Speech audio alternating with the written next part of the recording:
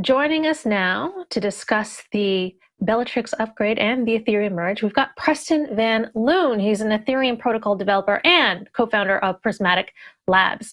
Welcome there, Preston. Thanks for joining us. A really exciting time.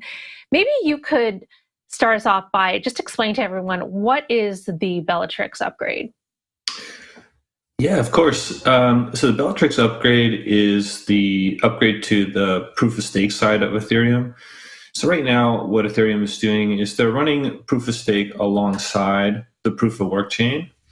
And the Bellatrix upgrade is the sort of the final configuration and upgrade for the proof of stake side.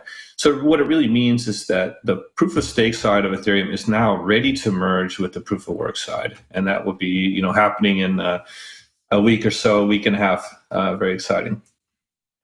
So this upgrade happened around 7:34 a.m. Eastern this morning, just about an hour and a half ago. How did it go? Is everything going on time? Is everything running pretty smoothly?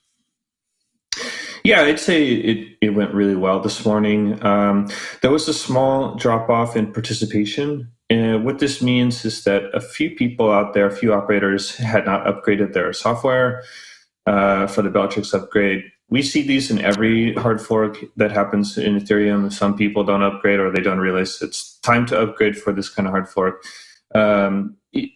Overall, though, the participation for proof of work only dropped a small percentage, maybe like 3 or 4%. So that's still very high percentage to go ahead. We have at least 95% was the lowest it got for participation, which is still really great for mainnet. It's typically around 99 or more percentage for participation and activity in the proof of stake chain. Preston, good to speak with you. One of the questions I think people are asking here, and just sort of like the general market question idea here is, are we going to see more of a rivalry, or an intensification of that rivalry between Bitcoin and Ethereum in terms of ultimately which of the two cryptocurrencies or which of the two networks will ultimately prevail?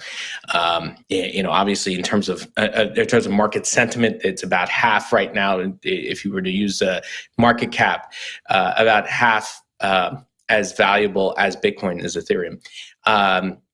So are we going to see that intensification? Does this change the game? Does it make it, if this works out and we go forward, does the proof of stake, does this change to proof of stake? Will it maybe ultimately spark the end, the beginning of the decline of Bitcoin as a network, as an idea? So I think what Ethereum aims to do is it aims to be a global settlement layer. That being that everything can settle on Ethereum, even Bitcoin included in the far out future. But one of the big barriers to that, to global scaling, is this environmental impact that comes with proof of work. We see this as a barrier for just global adoption or really sentiment around cryptocurrencies. So with that said, having that efficiency gain that we get from proof of stake being 99.9% more efficient in terms of energy consumption and block production, that's really going to remove that barrier. So what I'm expecting with Ethereum is that we're going to see a lot more activity and a lot more interest in it. And how that relates to Bitcoin is, these kind of things seem to be very correlated, but they both aim to be different solutions for different problems. But Ethereum's aiming for the biggest solution out there is to be a global settlement layer. So I do expect there will be a lot more discussion between Bitcoin and Ethereum, but Ethereum's getting ready to reach that global scale that it aims to be. I wonder if you could break down that figure for us. Ethereum will use 99.95% less energy to validate transactions. Can you walk folks through how that is possible? Sure. So the way that proof of work works is that it's essentially computing hashes, which is computationally intensive. It does this many times, trying to find essentially the answer to a cryptographic puzzle.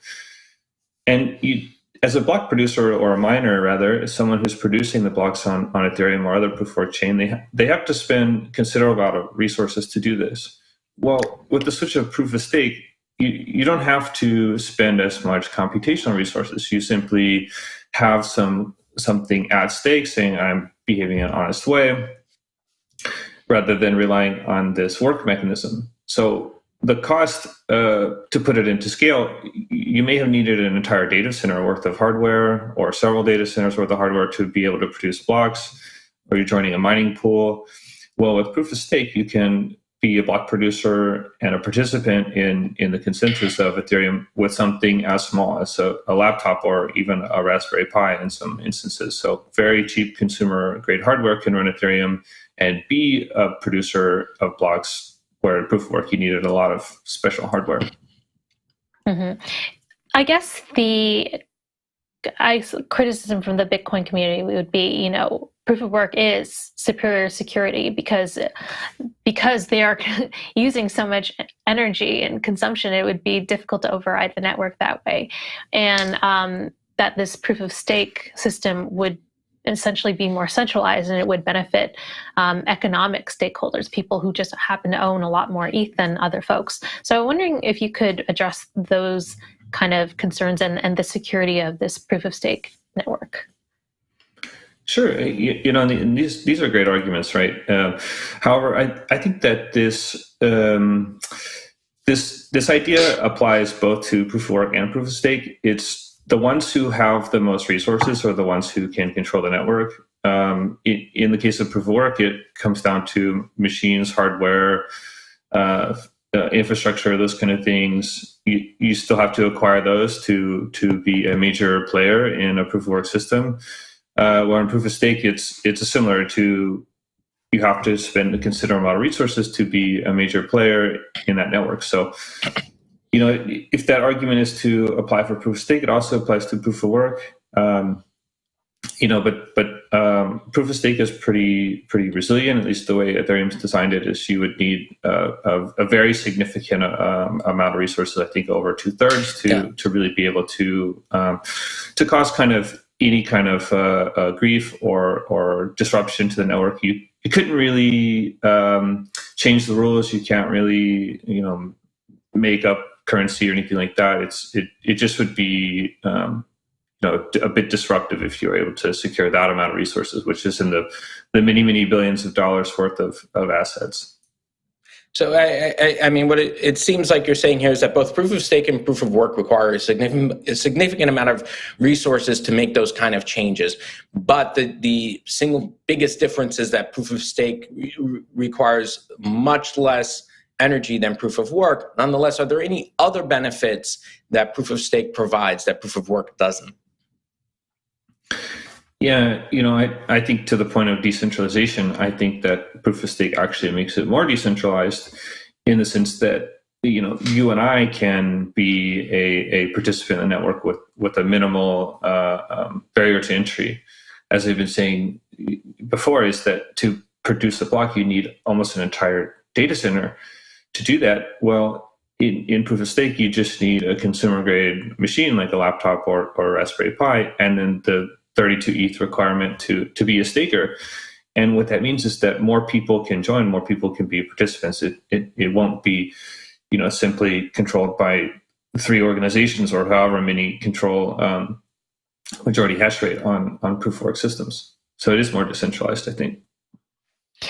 I just want to ask, as a user, will I notice anything more, different once this merge happens in terms of transaction fees, how quickly the transactions settle, and should I be doing anything? Should I be removing my Ethereum off chain onto hard wallets or whatever, or off of dApps and exchanges? Yeah, so as an end user, there's not much you need to do. Well, there's really nothing you need to do. You're really not going to feel much of a difference as an Ethereum user. This isn't a scaling upgrade in the sense that it would affect transaction fees. I think technically it's there's 10% more block space per day, but that's really negligible in the grand scheme of things. There's nothing you need to do. There's nothing to prepare. Moving to off-chain or anything like that, it's not necessary.